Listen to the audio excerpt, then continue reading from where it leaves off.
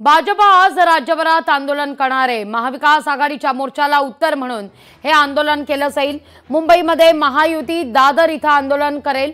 मवियाच्या मोर्चाला प्रत्युत्तर या आंदोलनाच्या माध्यमातून दिलं जाईल।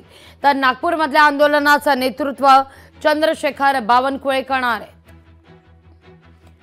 याच विषयी अधिक माहिती घेण्याकरता थेट जाते आमचे प्रतिनिधी भूषण शिंदे यांच्याकडे। भूषण, काय अधिक माहिती या सगळ्या संदर्भात? आपण पाहतोय मवियाच्या आंदोलनाला उत्तर देण्याकरता भाजप सुद्धा आता मैदानात उतरतीये।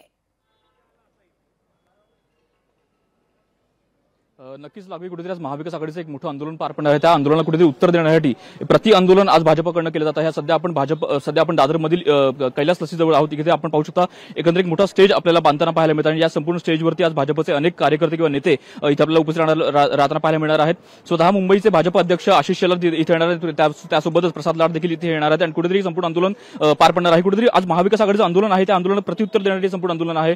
भाजपची हीच भूमिका आहे की स्वतः पंतप्रधान नरेंद्र मोदी यांनी माफी मागितल्यानंतर महाविकास आघाडी आंदोलन का करत असा सवाल विचारत ते आज संपूर्ण आंदोलनात प्रत्युत्तर म्हणून आंदोलन करणार आहेत। त्यामुळे आज या आंदोलनाचा नेमकं किती परिणाम होते देखील पाहणं महत्त्वाचं असणार आहे। लागवी निश्चित भूषण, तुर्तास धन्यवाद तुम्ही दिलेल्या सविस्तर माहिती करता।